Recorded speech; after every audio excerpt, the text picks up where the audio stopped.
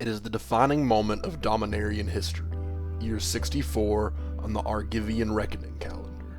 The island of Argoth, the air is thick with the smoke of burning forests and the ozone stench of unleashed mana.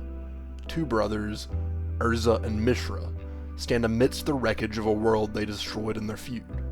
We know what happens next.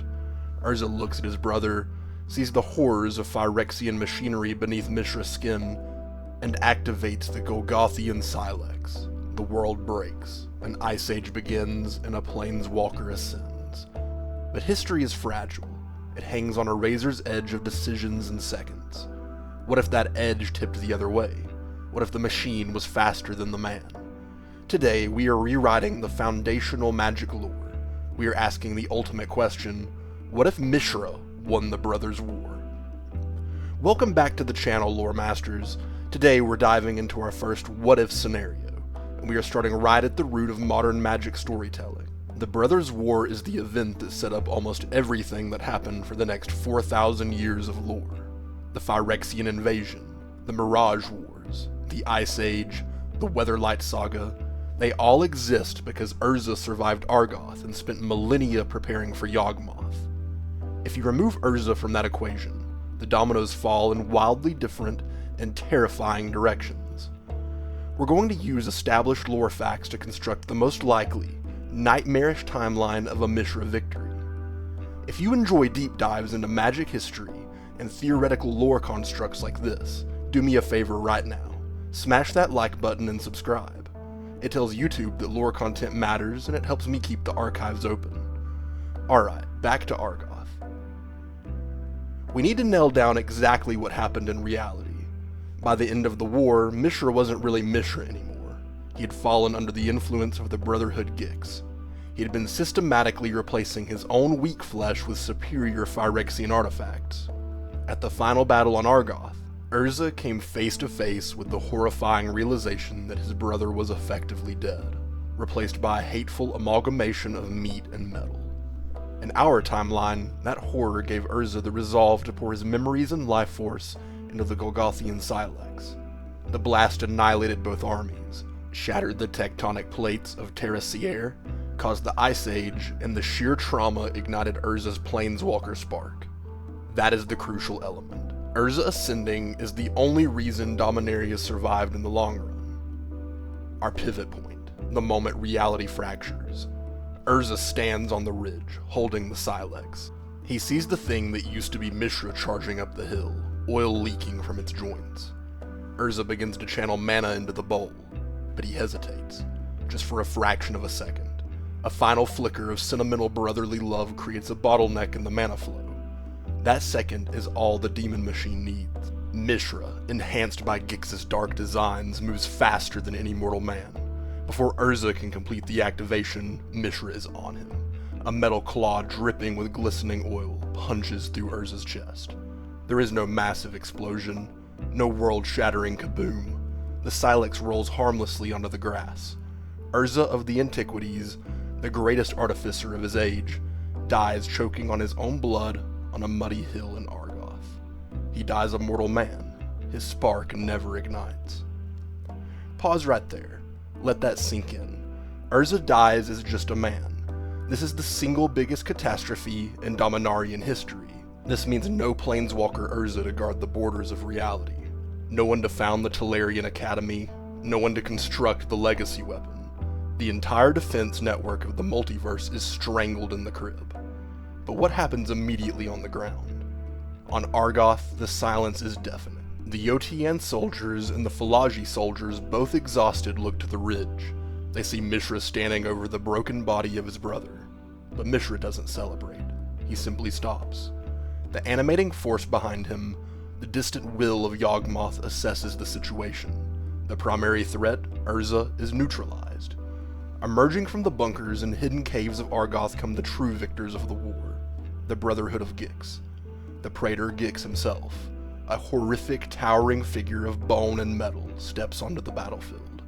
He takes command of Mishra, treating him not as a ruler, but as a favorite pet.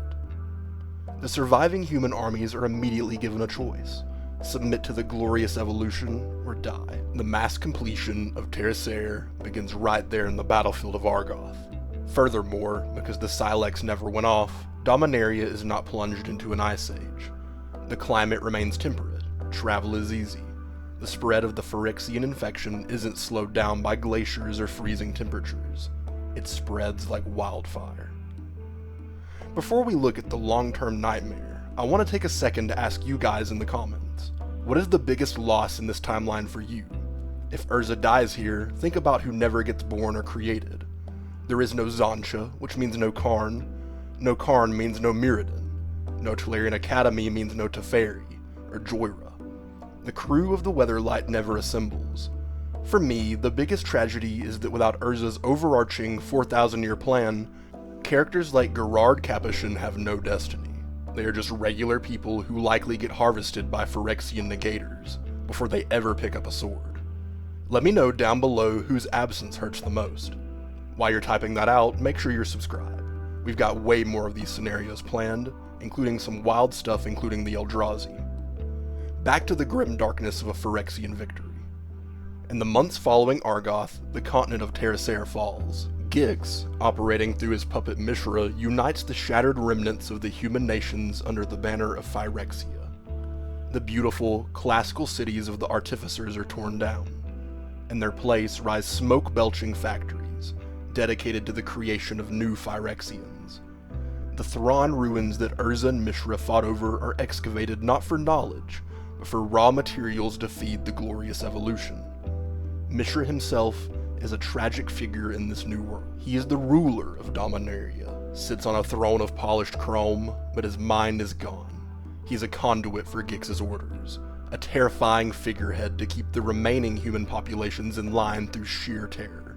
But the real horror isn't on Dominaria, it's what's happening outside of it. In our timeline, Yawgmoth was trapped outside of Dominaria, because the portal closed when the Thrawn Empire fell. He spent thousands of years trying to figure out how to force his way back in, eventually needing to create the artificial plan of Wrath to overlay onto Dominaria. But in this scenario, Gix is already there. Gix wins the war. Gix, unchecked by any powerful wizards or planeswalkers, secures the ancient Thrawn portals deep within the caves of Koilos. He doesn't need to build an interplanar invasion force, he just needs to open the front door. And this is the climax of our nightmare. Perhaps only a few decades after the Brothers' War ends, not millennia but decades, the sky over Koilos darkens. The great portal, dormant for 5,000 years, tears open with a sound that cracks the bedrock of the continent. Through the gate come not just an army, but a god. Yawgmoth the Ineffable, the father of machines, returns to his homeworld. He doesn't arrive to a world defended by high-tech flying ships and powerful mages. He arrives to a world already prepped for his arrival by his loyal servant Gix.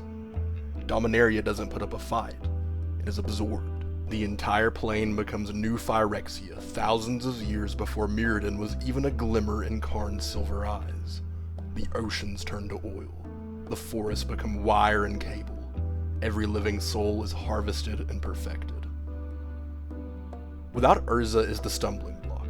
Phyrexia achieves its ultimate goal almost immediately in cosmic terms.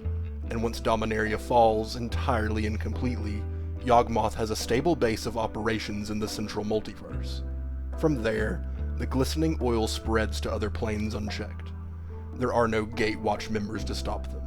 No ancient planeswalkers wise enough to see the threat coming. The multiverse becomes a unified, silent monoculture of metal and oil. It is a bleak picture, but it highlights just how vital those final seconds on Argoth really were. Urza was a complicated, often monstrous figure in his own right. He sacrificed entire planes to stop Phyrexia, but without that initial sacrifice, without the activation of the Silex, there would be no history left to debate.